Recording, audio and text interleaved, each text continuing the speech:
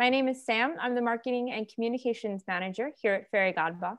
And Fairygodboss is the largest career community for women. Our mission is to improve the workplace by increasing transparency, and we offer a ton of great free resources like company reviews, job listings, articles, virtual recruiting events, and so much more to help you succeed throughout your career. We will be taking questions at the end of today's webinar. You can leave them in the Q&A at the bottom of your screen, and we'll get to as many as possible again at the end of today's session. And this webinar is also going to be recorded and sent out in a follow-up email later today. So if you miss anything or you want to rewatch this back, you will have the ability to do so. Here with me today is Tréasa Fitzgibbon. Before establishing Tréasa Fitzgibbon Coaching, she worked in finance in roles across operations, sales, and product management in Dublin, London, and New York. She finished her banking career as a managing director in New York City, responsible for a global sales team. She understands the corporate world and the challenges women face, and is passionate about helping women to be successful, fulfilled, and happy. Thank you so much for being here today. Over to you. Thank you, Sam, and thank you to Fairygodboss and to Sam for reaching out and allowing me to join the team today. So as Sam said, I am Tréasa Fitzgibbon. I am sitting here on the very cold, wet, dark west coast of Ireland in a town called Westport. What I'm grateful for actually is that I happened to be in Ireland when COVID started. So I was staying with my parents. I was living very close to my sister who was pregnant at the time. So my gratitude is my family time that I've had this year. I was not planning to spend 2020 in Ireland, but the universe thought differently and thought this is where I needed to be. So I am grateful for that. I want to thank all of you for joining us today. I know there are so many Zooms and webinars available, and you've really joined for a topic that is very much close to my heart and something I'm very, very passionate about. And it's the myths of motivation and the power of habits. So everybody I talk to, one of the books I highly recommend to everybody is a book by an author called James Clear, and it's called Atomic Habits. So we're going to start with a quote for him today. And it's one that I believe in passionately, which is that all big things come from small beginnings. The seed of every habit is a single tiny decision. And as that decision is repeated, a habit sprouts and grows stronger. So the myths of motivation. Before we actually talk about what the myths are, I think we need to talk a little bit about what motivation actually is. Something we talk about a lot. It's something that we see in others and we reference quite a lot. We look at other people on social media, we look at other people in our lives and say, I wish I was as motivated then. I wish I had the same motivation and get up as go as they do. But what we have to remember is that motivation is actually an internal piece. So what we're not necessarily seeing from these individuals is motivation, but we are seeing the habits and the discipline that they've implemented in their lives. And there's two types of motivation. One of them is what we would call intrinsic, and one of those is extrinsic. And I think this little picture, for me, shows it very, very well. So I like to think, you know, this guy got up in the morning, it's obviously freezing cold. I'm going to guess he's in Italy. I'm making this up as I go along. But, you know, he gets up in the morning, he's internally motivated. So that intrinsic motivation has got him out of bed on that bike on a cold winter's morning. However, the extrinsic motivation is what comes from this bear. And I like to think this guy is going up the mountain at his nice little pace. He got an extra kick of motivation that maybe he didn't plan on halfway up the mountain by being chased by this bear. So as it says, some days it's hard to find motivation and other days it actually finds you. So what are the myths that I want to dispel today about motivation? And the first is visualizing success. So, you know, I think we've, over the last couple of years, got into a mentality of manifesting in vision boards, which I'm all for. However, visualizing success is only one step in the process. And I think we've missed the rest of the process. So, you know, I can sit here today and I can have a great vision board in front of me of some lady with six-pack abs. But if I'm sitting looking at that vision board and I'm eating Cadbury chocolate, which I like to do quite a bit, obviously I'm not having the habits and behaviors that I need to have to achieve that vision. So visualizing success is a myth from the perspective that it is one step in what we want to do. The other is willpower. We often talk about, I wish I had more willpower, but what we forget to say is willpower is a muscle. It needs to be practiced. It's the same as any other muscle you have, but it also fatigues over the day. So, you know, I'm sure for all of you, you can think about those times where you've woke up first thing in the morning, very what you call motivated to go against your goals. And by sort of 4 or 5, 6 in the afternoon, in the evening, that motivation seems to wane. And what that is that you've used willpower throughout the day, and now that muscle is getting fatigued. So a lot of people, or very sort of senior people, President Barack Obama is a prime example. He actually decided to only have 2 ties in his wardrobe. And his logic on having the 2 ties in his wardrobe was, I don't want to waste that decision-making process or that willpower that I have on a day, making decisions that to him were pretty minor. He wanted to save that energy for the big decisions, the important decisions. We often wait for motivation to strike as well, and we watch other people's behaviors as part of that. So we're watching other people on social media and going, you know what, when I wake up tomorrow, I'm going to feel really motivated to go for that run. I'm going to feel really motivated to apply for that new job. But we're not actually analyzing what's behind that person's behavior. Are they motivated? Do they have a habit? Do they have discipline? What's getting them up and out of bed in the morning, doing that behavior that we ourselves want to be doing? We often talk about fear, and you know, given that the majority of women on this call today probably joined Fairygodboss for support from a career perspective, I'm sure you've worked in environments where people seem to think that fear will motivate somebody to get the best out of somebody. And research shows that that is not the case. While fear might work in the short term to get somebody to complete a task or for somebody to focus on their job, longer term, it's detrimental to the environment. So fear is never a good motivating factor. We also tend to praise talent over effort. So if any of you on the call have children, aunts, nieces, etc., you'll often see people look at a child and say, oh, you're so smart. You did great in your test, or oh, you're just so good at a sport. But what we're doing is we're praising the talent. We're not praising the effort. And what that does is it puts us into what we call a fixed mindset. So that child then creates a belief system and grows up to believing, I'm good at math, for example, because somebody's always told them they're very smart and they're very good at math. But what they haven't paid attention to is the fact that that child studied that subject, maybe spent hours every week, every month, every year working on that subject. So going into an adult lifestyle then, we're fixed in that mindset of, oh, well, if I'm not good at something, or I'm not immediately good at something, I'm not going to continue to try. Whereas we actually want to be in a growth mindset, which is actually the effort is what got me there. Yes, I may have a talent, I may lean towards something. And I often use sports people as reference just because I'm a bit of a sports fanatic. But if you think about somebody like Usain Bolt, of course he has talent. But without the effort that he put in, he was never going to go win those Olympics. The talent he had was never going to get him those Olympic gold medals. The effort, and the more we praise people on the effort to put in, the more that people are actually motivated to continue to do so. So why are habits so powerful? Basically, habits are automatic behavior, something that over time we become so used to doing that we actually don't think about anymore. So how many of you have, I know I have, walked to work in the morning or driven to work in the morning, you're halfway there and you immediately have that oh no moment of, did I lock the front door? Did I turn off the hair straighteners? These things that we have done repeatedly that we never actually think about, right? You turn on the hair straightener, the hair dryer, you're going to turn it off. You walk out the front door, you're going to lock it. So having something that is such an automatic behavior that has very little thought process to it, of course, is going to be powerful to us. And we will have people who say, you know, I don't like habits, I don't like routine, I don't like structure. But actually, all of us are creatures of habit to some extent or other. And the power of it is having the right habits that set us up for the goals and success that we want to have. Our days are constantly filled with habits and routines. I'd love to know how many people here, you know, get out of bed first thing in the morning and they do the same thing, everything, that routine in the morning. So maybe they get up, they go to the bathroom, they brush their teeth, they turn on the coffee maker, they do X, Y, and Z. Chances are they follow a set structure and a set routine every single morning. And our lives are an accumulation of our habits. So if I have a goal to run a 5K, of course, it's the accumulation of my daily habits that add up, not me just going out some morning and deciding to run a 5K. It's the constant accumulation of those. And we often forget the impact that they can have over time. So we live in a world that is very much focused on instantaneous gratification. You click Amazon, you have Amazon Prime, everything gets delivered within 24 hours. We want our goals to be achievable straight away. And when they're not, we tend to lose a little bit of that focus and forget that the consistency and the patience is where we get the huge benefit. And we're going to talk about that in a little bit more detail.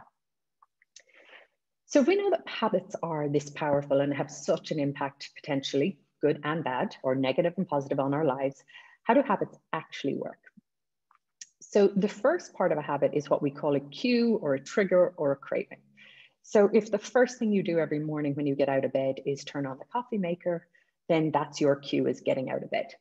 If when you sit down in the evening after dinner and turn on Netflix and you want a biscuit, or for those of you, sorry, in the US, a cookie, then that's your cue is sitting down and watching Netflix. And that leads us on to what our response and our action is. So you're going to turn on the coffee maker, you're going to go get that cookie. Leads us then into the reward, right? And the reward is the enjoyment, the pleasure that you get in that activity, be it your first cup of coffee of the day. Chances are that's the most enjoyable one of the whole day. It's that cookie that you have. So if we know that, how can we actually sort of manipulate it to our benefit? So the first thing that I recommend is where do you actually start is setting your first specific goals. Now, all of you, I'm sure, are career women who have worked in an environment that talks about SMART goals, right? They're specific, they're measurable, they're actionable, etc. But we tend not to do that as much in our personal lives. And I'm not saying SMART goals that they need to be quite that specific, but I have had clients come to me and say, I want to get fitter. You need to clarify what getting fitter means for you. For one person, that's the ability to run a 5K in the next 3 months. For somebody else, that is the ability to run a marathon next year. So be specific. How will you know you've actually achieved your goal? So if your goal is to be fitter or to be healthier, how do you know? What's going to be the item that tells you you've actually achieved that goal? Because the barrier moves all the time. If I say I want to be fitter, and right now that's, run a 5K, but I don't clarify that. When I get to a 5K, I'm still going to think I haven't achieved the goal because I haven't clarified how I'm going to attain it. My biggest one is understanding your why. It is so important. We set so many goals every single day that are what I call should goals. And the minute you sit down to set a goal and you use or you write the word should, that's not your goal. That's a goal that society or somebody else is telling you you should attain. So if somebody comes to me and says, I should be going to the gym 3 times a week. I'm like, well, who decided that you should be going to the gym 3 times a week? Do you want to go to the gym 3 times a week? Is it in line with what the goals are that you want to achieve? And if the answer to those questions is no, then that's not your goal. That's somebody else's goal.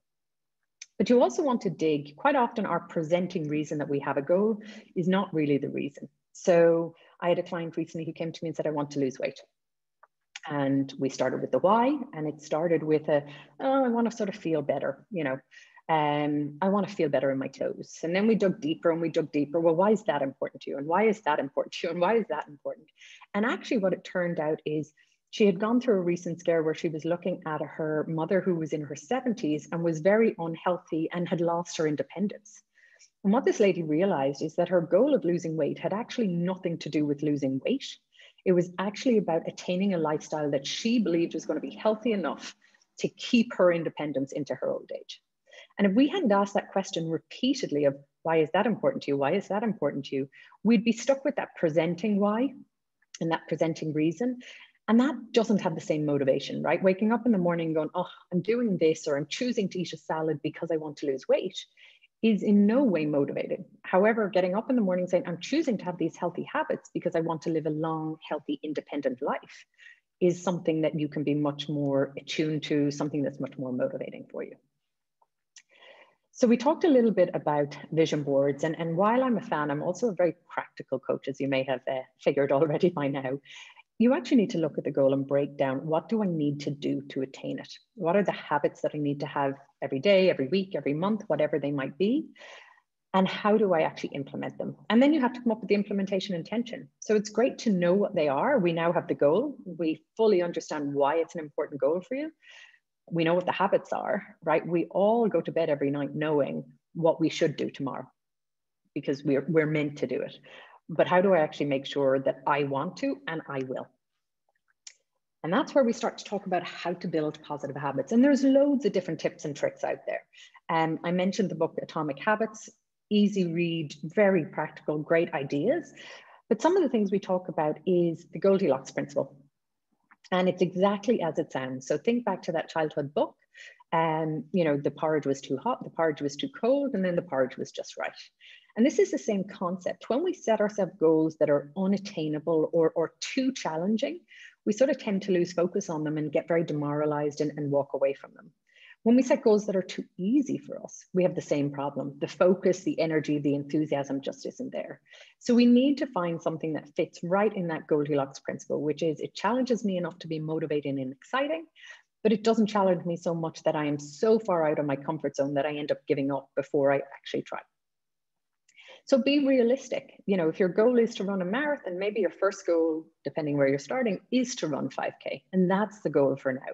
Because if I focus on running a marathon, I'm really going to struggle with that when on day one, when I go out, I can barely run 1 kilometer or 1 mile. But if I've set 5K and I run 1 kilometer today, it's much easier for me to stay motivated and stay enthusiastic because I know it's going to be achievable to get to 5. When I get to 5, I can always up the goal to 10. When I get to 10, I can always up to 15. And that's where on the right-hand side, you'll see is the celebrating all the successes.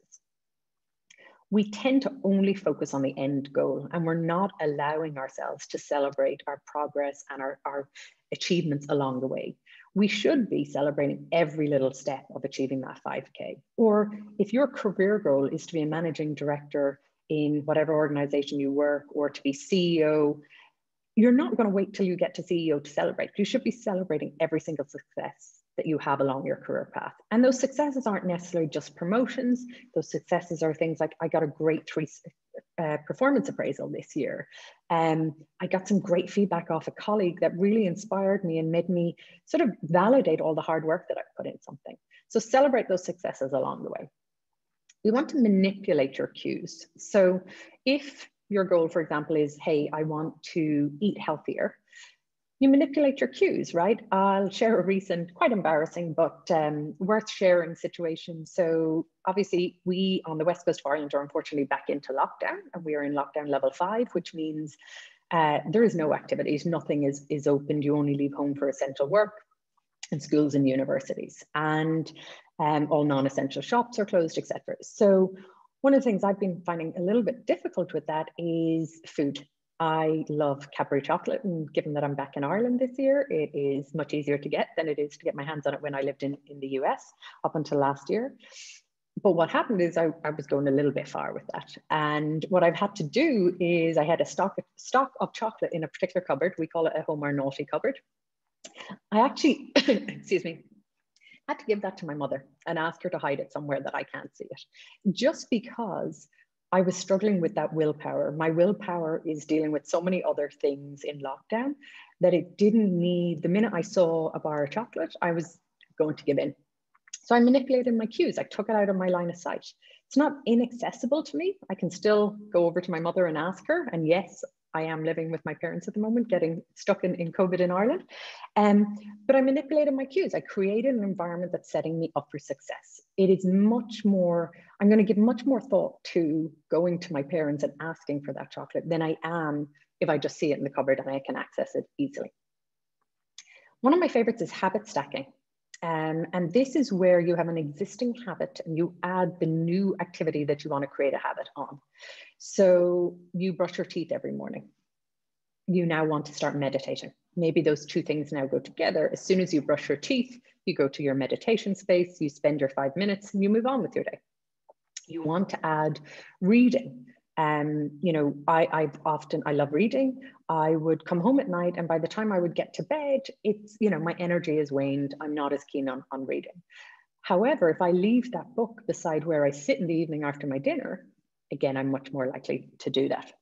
But I stack it. I have my dinner every evening. Maybe the reading becomes the second piece of that. So think of those habits that you have today that you never give any thought to. What are the new habits that you could add on top to create success? I also am a big fan of, I have a bunch of things I like to complete every day. So for me, it's physical activity, it's reading, it's journaling, and some rehab I have to do for some injuries I have. So I actually habit stack them one straight after the other. So I get up first thing in the morning, I do the exercise, have my shower, etc., and then move straight on through the others. I do my reading, I do my journaling, and I do my rehab, and then it's done. The rest of the day is mine. No matter what happens, I've completed the habits and the behaviors that I want that are setting me up for success for that day. The other is reducing friction. So basically, in a very simple way, that's making things easier on yourself. So one of the things right now is, I just mentioned West Coast of Ireland, we get a lot of rain and it's getting pretty cold. It's dark here, 8 a.m. in the morning, 4 p.m. in the evening.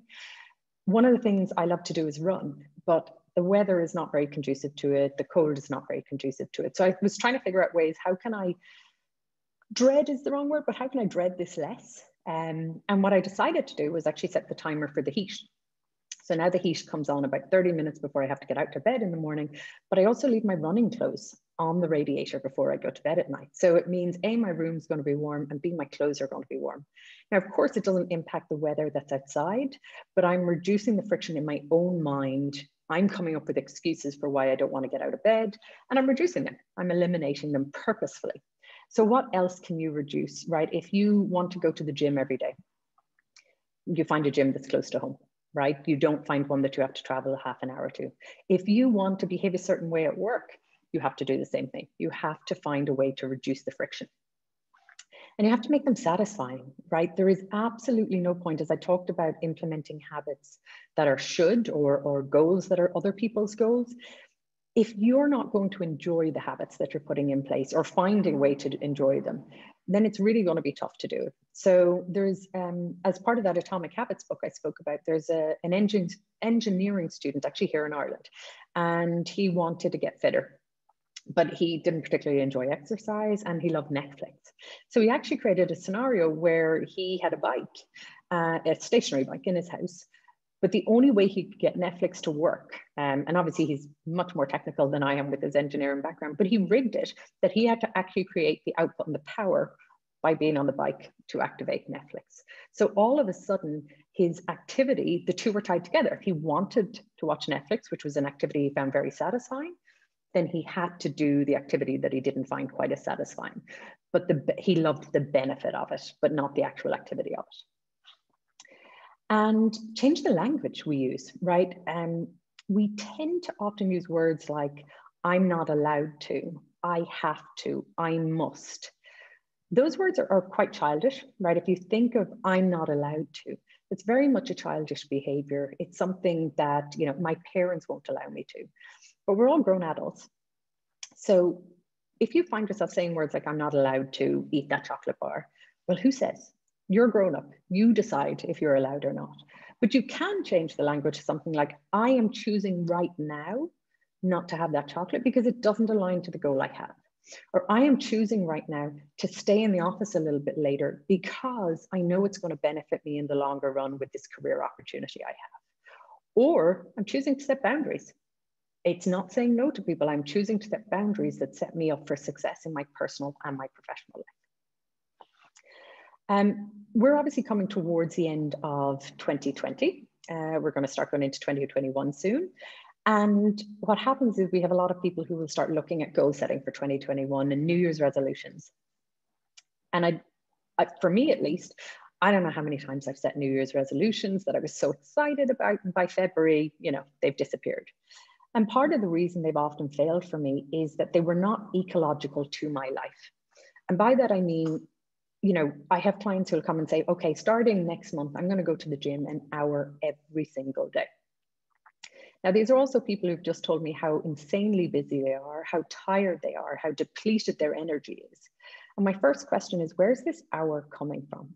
What are you going to give up to create that hour? Because you've already described a schedule to me that doesn't allow for this.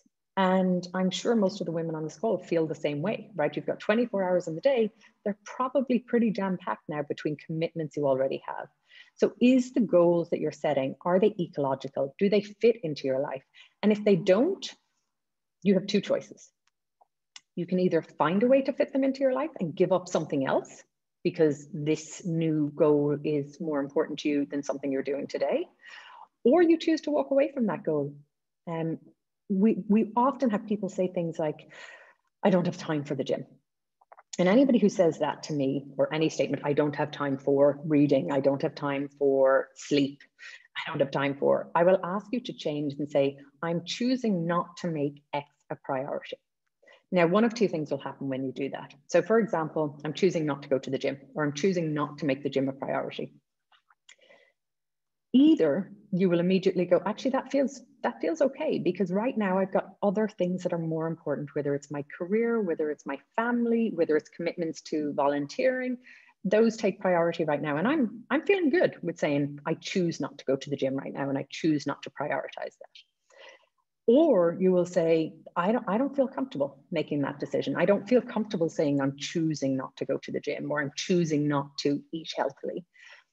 And that may be the motivation and sort of that aha moment of, oh, I don't like saying that. That just doesn't sit comfortably for me. Maybe I'm going to change a behavior or a habit that I have.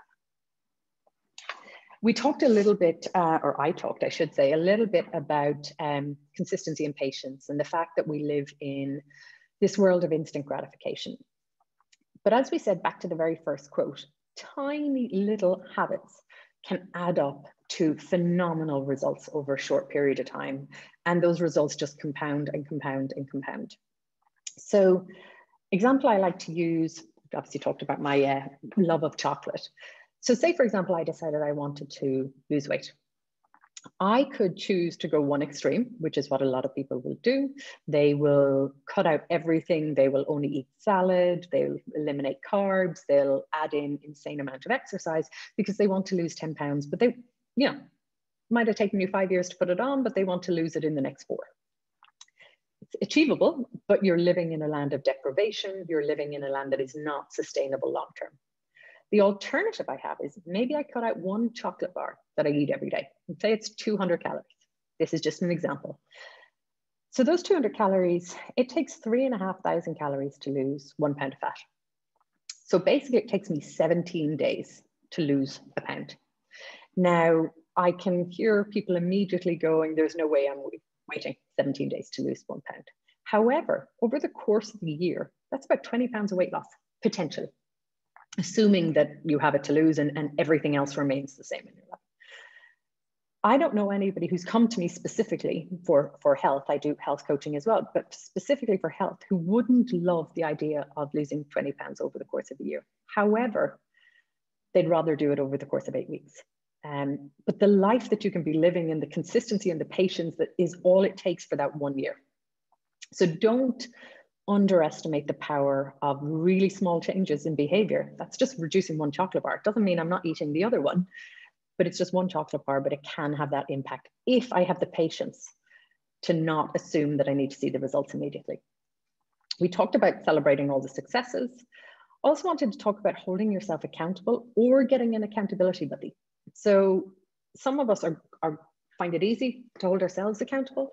Others, or we find ourselves very, I know for me, I was always great at holding myself accountable for work type activities because it was my career and I gave it my all and I would work all the hours under the sun, but maybe personal stuff, I was much less likely. I was willing to give up some of my personal stuff because of my career.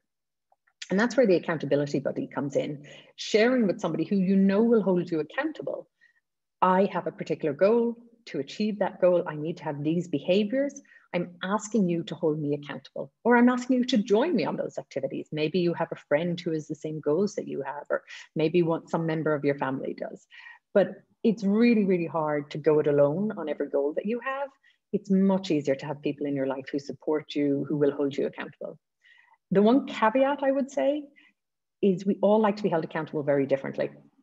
Some people want really direct, calling out on a behavior they have or a behavior they haven't displayed, while others need a softer, kinder approach in that, so it works for them. I know if I ever had a personal trainer that would shout and scream at me, that was never going to motivate me, that was going to get me to quit and turn around and walk out the door. Somebody who was supporting me and said, hey, you're not behaving in line with the goals that you have, which is more important to you right now, your behavior in this moment or those goals, is going to get a much better response out of me. So whether you are being held accountable or you are the accountability buddy, ask that person directly. My sister recently asked me to hold her accountable on something. And I said, how? You need to tell me what's going to work, because I'm not going to have a falling out with you because I do exactly what you've asked me to do, but in a style that isn't suitable to her personality. Be kind to yourself. So we tend to beat ourselves up, women especially. We decide we want a new habit, a new behavior, a new goal. And when we don't attain it immediately, we start to, I'm not good enough, imposter syndrome kicks in. Be kind to yourself. This is something brand new that you're trying, or maybe something that you've tried before and it hasn't worked for you. Just because it hasn't in the past doesn't mean it won't in the future. You just need to tweak how you approach this. And be kind to others, right? We tend to hold people to very high sort of standards. And, you know, the world we're living in the moment, whether it's, you know, it's difficult wherever you're sitting in the world. So be kind. And finally, tracking. I'm a big fan of tracking. And just because I'm a reminder, I love lists and I love being able to tick something off my list. So technology is great today. Use an app. I use an app called Way of Life. I put in, you know, there's 10 type of things that I want to do, and they're not every day I want to do them, some are weekly, but I put them in there and I can tick them off at the end of the day and get that feeling of success. So I want to talk very briefly about bad habits, and I put this in inverted commas because what's bad for one person is not necessarily bad for another person. And this is back to the language. Some have a more positive impact on our lives and some have a more negative impact on our lives. But if there is a habit that you perceive as bad or negative that you want to eliminate, the first thing I would recommend is focus on having as many positive habits as possible. So you're not focused on eliminating, you're focused on adding new habits. And all that will happen over time is that you create less and less and less space for the bad habits to actually, there just won't be time for them. So for example, if you are trying to eliminate smoking, for example, you focus on adding other activities that distract you from it. If you want to eat less chocolate, you focus on eating more real foods. So you focus on eating more vegetables or eating more protein, not because you're focused on getting rid of chocolate, but because you're going to control your hunger and everything else through positive behaviors.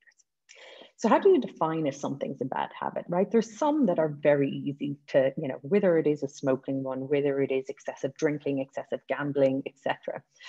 But the questions to ask yourself is it consuming time and energy? And I think one that most of us would say right now is social media. You know, because we are in lockdown, whatever version of that you might be in, we're scrolling more often, we're watching more Netflix, etc. So yeah, it is consuming time and energy, but is it destructive to you and others around you? And if it's your way of unwinding at the end of a really hard day, that's not something that's necessarily destructive to you or to anybody else around you. So I wouldn't call something like that a bad habit. Now it doesn't mean you don't want to change it, but it's not necessarily a bad habit. You want to focus on, well, if I'm not going to scroll social media in the evening, what am I going to do? What is the positive habit that I'm going to replace that with? And is it preventing you from achieving your goals? So if you said to me, you know, I stay up really, really late watching Netflix, and therefore when I go into work tomorrow morning, I'm really, really tired. That's probably going to be preventing or impacting you achieving your goals, because if you're not bringing that energy into the office or into the environment that you're working in, then you're probably not going to be as focused or as able to complete the goals and the tasks, and therefore your performance rating is impacted and it's spiraling. So in that case, it could be preventing you from achieving your goals. So how do we actually look at eliminating bad habits? First is just self-awareness, just being aware in the moment of when we're doing things. So if you identify something that you know is something that you're not, you're doing in the moment that you're not appreciating, and when you look at it after the fact, it's something that you wish you hadn't done, now is the time to sort of bring self-awareness to, oh, I'm actually doing that again. I'm repeating that behavior, or I'm repeating that habit. And you want to have a plan of action in place. So it's called the if then or the instead of sort of rule. So if I am in a scenario where I go to Christmas party, not that I think there'll be any this year, but I go to a Christmas party and I don't want to eat all the stodgy food around, not from a health perspective, because I just don't particularly feel good after it. What am I going to do? Well, actually, I'm going to have a plan of action. I'm going to eat my dinner before I go to it. Or if X situation happens, how am I going to respond to it, right? If you think of that person at work who really you consider toxic or just brings out the worst in you. Okay, so if they behave X way, I want to respond differently. What's my new response? And if I'm self-aware enough and I prepare myself, I can actually have that new response. But if I wait for in the moment and I don't have a plan of action, that's going to be much, much harder to do. Change the language you use. Again, stop referring to things as bad and good. I'm allowed to, I'm not allowed to. We want to talk about choice. We want to talk about the things we do want in our life. So, you know, I talked a little bit about clients coming to me wanting to lose weight. The first thing I say is you never use the word lose.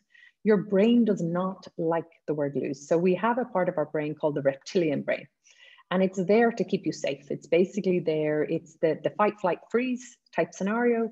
Its job is to keep you alive. That's it. It doesn't care about the quality of your life. It doesn't care about anything else other than you are alive and you are breathing. So if you say to your reptilian brain, I want to lose 10 pounds, it immediately goes, no, I'm not changing anything, because the status quo is keeping us alive right now. And I'm happy being alive. So why would I want to lose something? Change the language and your neural pathways will actually follow, which is, I want to be a certain weight. Not, I don't want that job, I do want this job. So we don't focus on what we don't want, we focus on what we do want. And we use that positive language as we set goals. And I'm just, you know, hopefully to those of you in the US, fecit in Ireland is not considered a swear word. So apologies if it offends anybody. But what I mean by the fecit approach is the all or nothing. We have a tendency to go all in, as I said, on those activities of, you know, instead of just adding, hey, I'm going to try and walk 3 days a week. We go, no, I haven't exercised in 5 years. I'm going to go to the gym every day for an hour for the, you know, the foreseeable future. And that all approach sets us up for failure. It's not sustainable. So we end up going into the nothing, which is, I give up, I'm not going to the gym at all. Whereas the middle ground actually sets us up for success. So let's find that. What are the habits and behaviors that are ecological, fit into your life, that you can actually sustain? Resist temptation. Distraction is your friend, whether that's, okay, I'm going to sit down and watch Netflix. I don't want to do that. What can I do? I'm going to go for a walk instead. I'm going to find a friend who I meet every evening after dinner to go for a walk.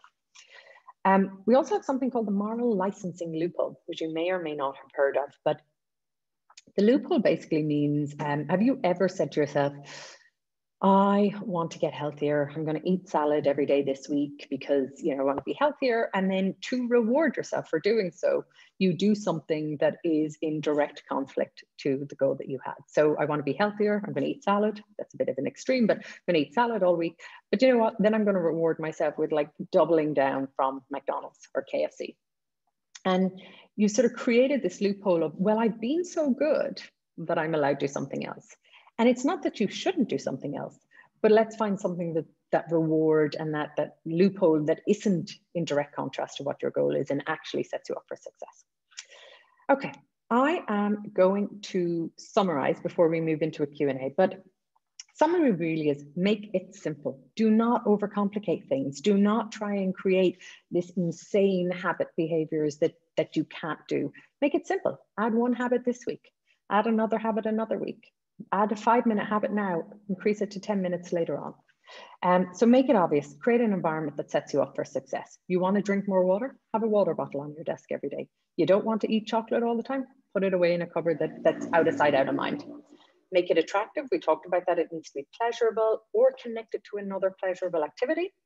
Make it easy. Remove the frictions, remove the things that stop you achieving it or the things that make you come up with excuses in your mind, and create friction for the habits you want to break and make it satisfying. So before we move into Q&A, the first thing I have is tomorrow is a mythical land where 99% of all human productivity, motivation, and achievement is stored. I don't know who came up with this quote, but I think it describes a lot of us. I don't know how many times I've gone to bed at night with the, I cannot wait to get up tomorrow morning because I'm going to get all of this work done, or I'm going to, you know, clean out every cupboard in the house. But obviously tomorrow morning when I get up, that motivation tends to have waned.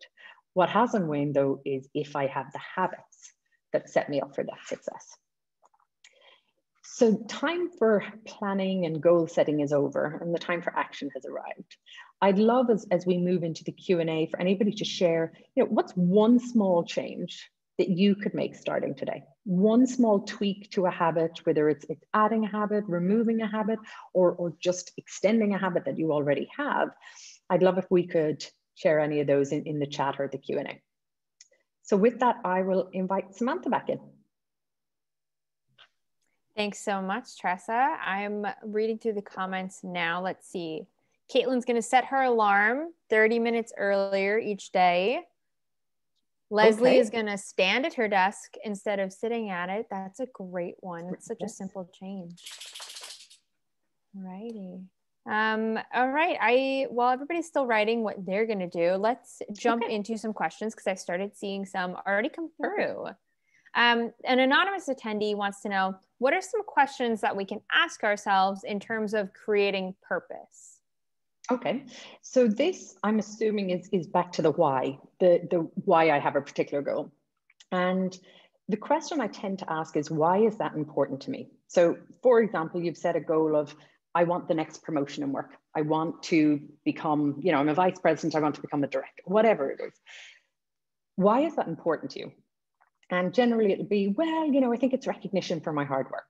Well, why is that important to you? Well, and you start digging, well, why is that important to you? Why is that important? And it's interesting to see what those totally different responses are, because one person's response for why they want that promotion is 100% money driven.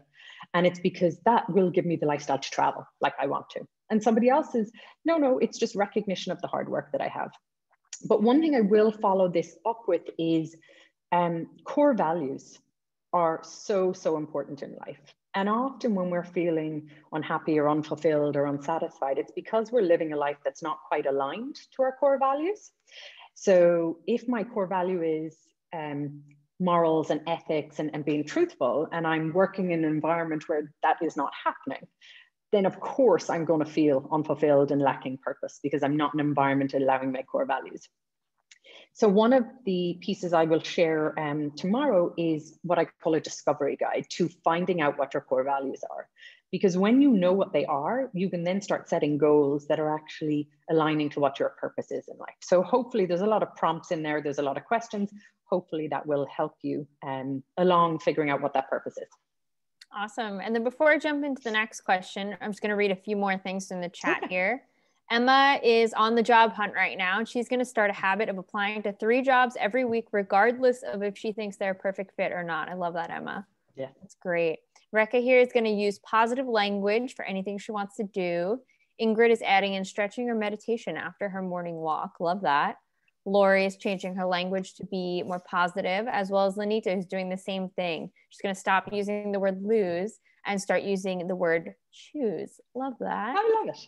And that brings me into my next question, which is somebody wanted to know if you had any examples related to creating and maintaining habits in your job search. I know Emma just said one there, but if you have any others, that'd be great as well.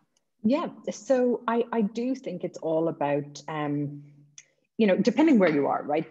We're at different phases when we're looking for jobs, right? There's the desperation phase, and there's the, hey, I can be comfortable and take my time looking for a job, right? And so caveat it with depending on what your current circumstances are. But I do think for me, it's all about taking a step back as the first. My old life as a hiring manager, I often found that people came into interviews and applied for jobs without really what I would call understanding what their brand is. So who are you? What are you going to bring to my organization? What's important to you? What's your values?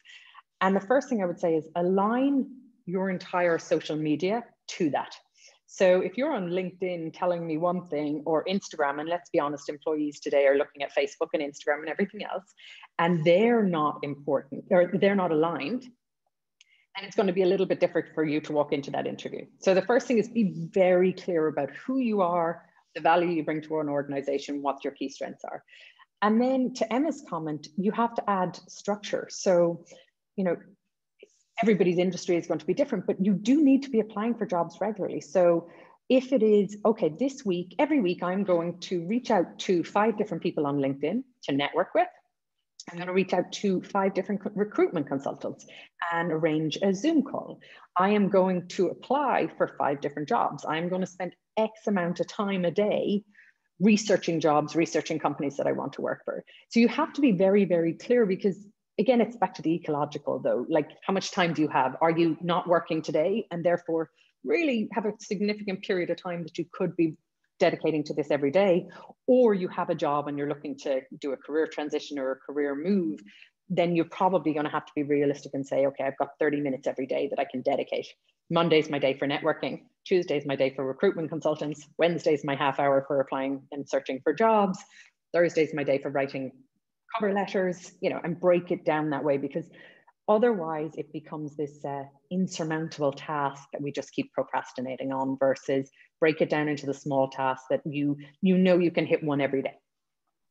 Awesome. And then a similar question from Amy here. How do you determine if a goal is realistic? For example, making sure the goal is attainable, but also challenging and motivating without it being, out of reach. Yeah. Oh, that's a tough one, because, what's attainable for me might not be for somebody else, and vice versa, depending on what my skills are. I am a firm believer, though, that 99% of goals are attainable if you put your mind to it.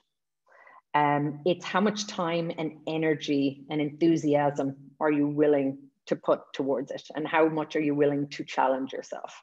So if I said to you, you want to be CEO of the organization you work for today, do I think that's attainable? 100%.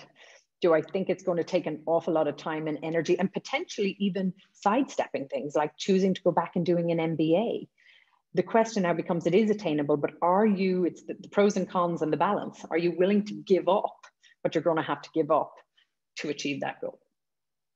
So every goal, in summary, I suppose, is attainable, but you have to weigh up if the effort required to give it and the other stuff you have to give up. So there's another book I highly recommend. It's a book called Essentialism by Greg McKeown. And he talks about, you just focus on the priorities, right? You can do it all, but you have to decide what it all is for you. So, we often spend 2 hours a day clearing emails or scrolling social media. Is that important to me? What are my true priorities? And everything is what's the word he calls? I'm totally blanking on it, but basically everything is a trade-off. It's, are you willing to do the trade-off that's required? So for some people, it's like, do you know what? I'd rather take a step back in my career right now because my family is young and that's my priority. And in a couple of years, those priorities will move again. And to somebody else, it's like, no, I'm willing to go all in and work 14 hours a day. Not that I recommend that, by the way, to anybody. But yeah. Could you just repeat the name of the author for that book? Linda wants to know. It's Greg McKeown. Well, that's Irish pronunciation. It could be different, but McKeown. Got it. Okay, perfect. Thank you. And yeah, that's a great point. You said, 99% of goals, potentially are attainable. You might be CEO. I think another great point you made before was if your ultimate goal is to run a marathon, well, maybe your goal right now is just to run a 5K. Breaking it up into those smaller goals is so much better. So for people who are on the job hunt right now, maybe your goal isn't, I want a job by next month, but it's, I want an interview by next month, or I want 3 interviews by next month. And breaking it down so that, you're not setting yourself up for failure right from the get-go. Roxana here wants to know, what are some strategies that you've used to sustain motivation?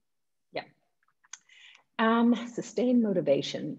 So 2 things. One, motivation sort of stays quite consistent if you've got the right goals and if you understand your why. So again, I know it's repetitive, but coming back to that, why is this goal? Why is it important to you? And once you understand that, you sort of set yourself up for at least partial motivation most days. This is also where the habits kick in. So I used to say to people, Usain Bolt, I used him as an example of sort of talent or effort. But I also like to use him as an example of, I'm sure, as energetic and positive and enthusiastic as a guy he is, he'd jump out of bed every morning going, yay, I can't wait to go training. There was mornings he woke up when the alarm went off and he was like, oh God, I just want to snooze. I just want to go back to bed. But he didn't, because his goal of winning an Olympic medal was too important to him. So again, it broke down to, I always describe, and I use health and fitness just because it's very relatable for most people, but, the little good angel and the little naughty angel sitting on my shoulder. So, will I go to the gym today? Good angel is like, of course you should. It'll mentally help you. You'll feel great afterwards. The naughty angel's like, yeah, but we're tired, but oh, look at that great TV show that's on. What you do is you remove them. This isn't a decision on whether I'm going to go to the gym now. It's just what I do. It's the habit at this time. So it's taken me years, by the way, of trial and error on this to get to the point that I now learned what works for me is exercise as soon as I get out of bed. Because the longer the day, I used to exercise post-work. I would spend the entire day with the 2 little angels talking to each other going, no, she really should go. But we've had a really hard day at work. It'd be so much nicer to go home and eat chocolate, but what about? And doing it first thing in the morning removes that for me. It's like your willpower, your energy, your enthusiasm are always going to be best in the morning, assuming you've got enough sleep. So get the harder stuff out of the way, right? We tend to do the easy stuff in the morning, and then we get to the afternoon and we don't want to do the hard stuff and it gets procrastinated to tomorrow. What's it called? Like, you know, eating an elephant starts with one bite. So start the hard stuff first thing in the morning, you know, get it going. And then the motivation becomes less of a question. It's just, what do I do first thing in the morning? I get up, I brush my teeth, I get dressed, I exercise. I don't give myself enough time to have that conversation in my head of will I, won't I? It's not a decision anymore. That's a great point. I also love that phrase, eating the elephant starts with one bite. I've never heard that one before. That might be a European one, but you know, it's, listen, so many tasks we have are massive. And like you said, the marathon versus the 5K, break it down. Don't go to, oh God, you know, it's a marathon, but actually a marathon is 42 kilometers, right? Or 40, yeah, something like 42 kilometers, 26 miles.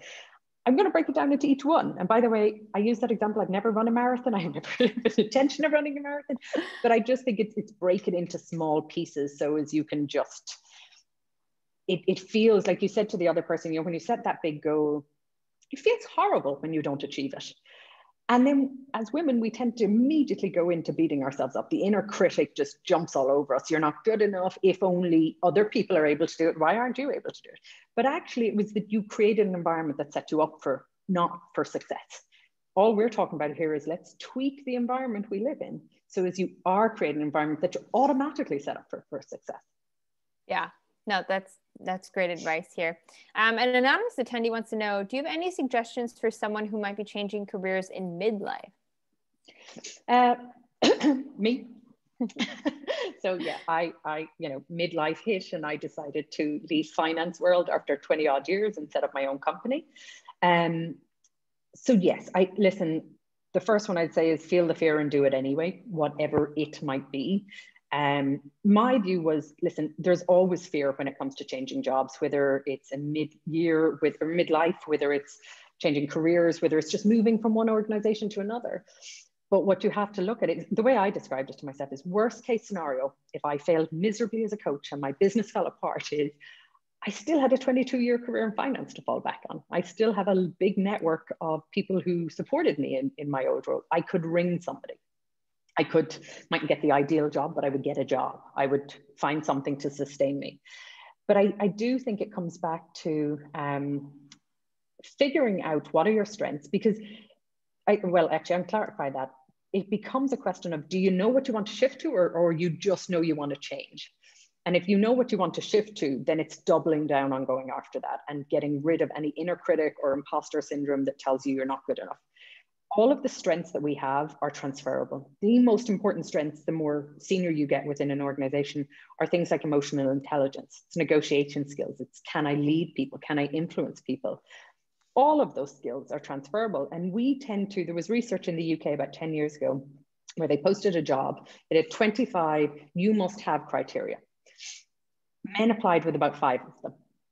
And women would look and go, I have 22, don't have the other 3, I better not apply. Whereas actually what we should be saying is, I'm a smart, educated, go-getter woman. I've got 22, I sure as hell am going to be able to figure out the other 3 when I get there.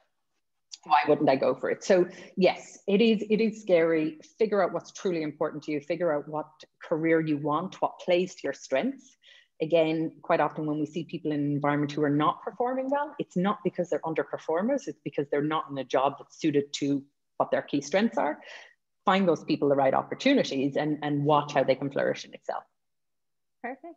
And then I have one last question for you. I've seen it come up a lot, and I think it pertains to the job hunt and people who might be looking for a job right now, especially. You know, it can take a while to see results from your applications, your cover letters, getting the interviews, and maybe you've already gone on 10 interviews, but nothing's sticking, you're not getting the job. When do you know when it's time to go back to the drawing board and reevaluate what you're doing and maybe change things versus just keep going and eventually it'll start working? How do you find that balance? Yeah. So today is a little bit tough, today's world, just because I think with COVID and with the mass unemployment that's impacting people, there are so many people obviously looking for jobs that it is much harder, and there are more people out there competing for the same roles. However, in a normal course of events, I would say if you get to 5 or 6, if you're getting to first round interviews, then you probably know your cover letter and your resume are doing quite well. But if you're not getting past the interviews, then it's something in the interviews. And if you get about 5 or 6 and you're not getting called to second round interviews, 5 or 6 in, I'd be going, okay, this is a trend, right? Clearly I'm doing the right application process. I'm getting invited. What am I doing or not doing within that forum that's not getting me past that first round interview? So, 5 or 6, if you're applying for 20 jobs and you're never getting called for interview, then you definitely need to step back and start looking at your resume, looking at your cover letter, looking at how you're applying. So you could be breaking down in different parts of that process.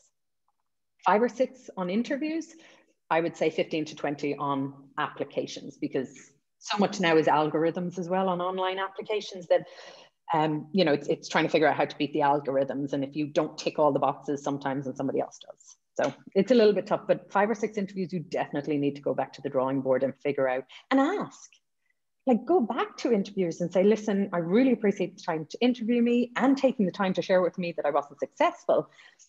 I would love if you could share with me so as I can learn and do better next time round. Not everybody's going to be honest with you or have the courage to share, but hopefully 1 or 2 will, and you learn something new about yourself.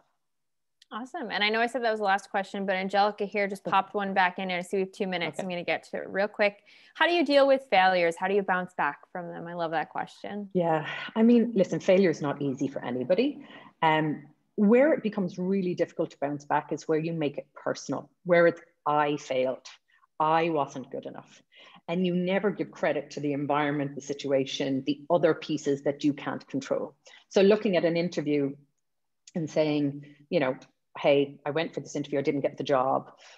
It is, of course, but it's your ego that's talking, right? It's your ego that's going, I'm not good enough. Versus you saying, well, actually, do you know what? There was 20 other candidates for this job.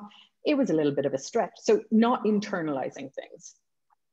And then moving on, you're allowed to wallow in self-pity for a day or 2. Right? There's nothing wrong with feeling those emotions of, oh, it didn't quite work. But please don't go, my biggest pet peeve, and I know we're running out of time, but the thing that breaks my heart sometimes, and I predominantly coach women, I always coach women. I've got an Irish, somebody's speaking in Gaelic to me in the chat. The biggest thing that breaks my heart is seeing women be so critical of themselves and beat themselves up so much and hold themselves to a standard that is just unattainable. I have to be the best worker, the best mother, the best wife, the best girlfriend, the best whatever. It's like, okay, you're setting yourself up for misery there. So just don't beat yourself up about it. Go back to the drawing board. I also am a firm believer that the universe is out there for a reason. I'm in Ireland for a reason this year. You didn't get that job, or you didn't get that opportunity, or and often you perceive it as failure. It's not failure. It's just the current circumstances. Brush yourself off. Resilience is the key here. You need to work on building your resilience, because I never take things personally anymore. Like somebody could ring me at work and scream down the phone, and I'm like, oh, you had a bad day then, did you? Like, this isn't about me. It's not about me. I mean, I haven't done anything. You're taking it out on me. If I let my ego kick in, it's all about me. And then it becomes a very personal piece. Well, thank you so much, Tréasa. Thank you, everybody who spent the last hour with us. Tréasa, do you have any last words or notes you want to leave with the audience? Yeah, I mean, thank you all so much for coming. I know we have covered a range of topics. I hope there's something that you're taking away that you can implement tomorrow. And as I said, I will share with you my core values discovery guide tomorrow via email, so as you have something that you can actually take away and start thinking about. Awesome. Well, thank you. And of course, you have my email, etc. Questions, please feel free. Perfect. We'll send out the recording by the end of the day today, and I hope you all have a wonderful rest of your week. And if you don't attend another webinar before then, a very happy Thanksgiving for here in the States. Bye, everyone. We'll catch you at the next one.